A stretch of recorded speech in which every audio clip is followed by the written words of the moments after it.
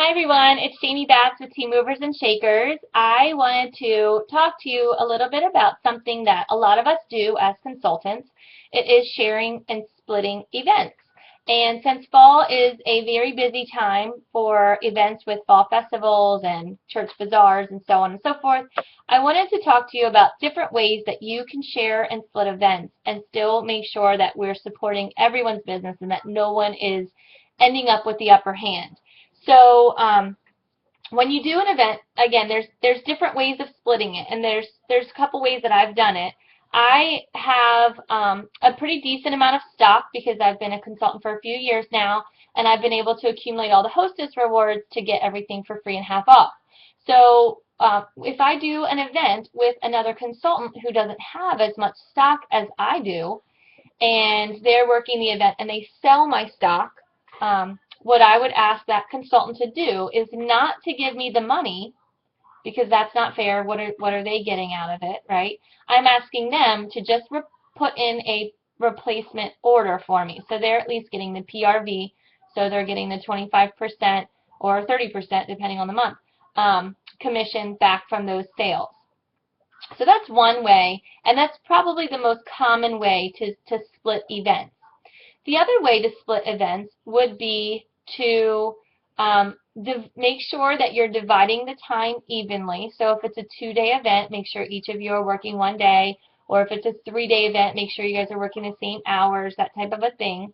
And as you are selling, if both of you are putting stock into the event, it's important that you're keeping track of who sold what. So here, this is an example from an event that I split with a consultant named Danielle. So everything that she sold that was hers, she put a D next to it, and anytime she sold something that was mine, she put a J next to it. And we filled out an order form for every order that was placed, whether it was 1 bar, 5 bars, or like a combine and save package.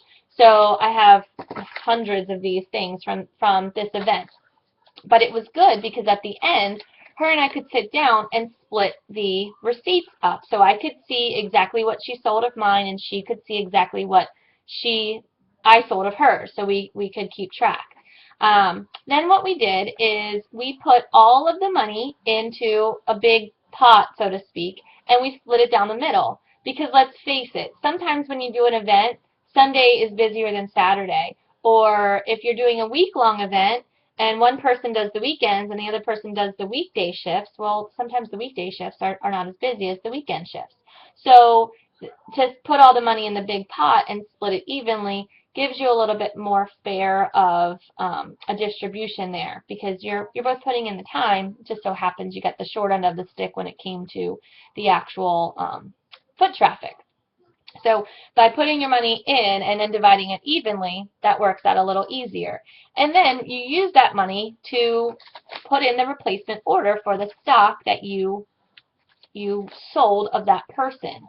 So you end up making cash, and then you also end up making PRV out of it. And it's also a great way to build relationships with other consultants. I love working events with other consultants, actually being in the booth with me, not just me do one day and they do the other day, because I always learn something. No matter if it's somebody that just started or somebody that's from another team, I always learn something from other consultants. So I think it's a really great way to network. We'll talk more about other strategies at events, but I just wanted to share with you some ideas on how to split events effectively and fairly. So I hope that helped you. Have a great day. Bye.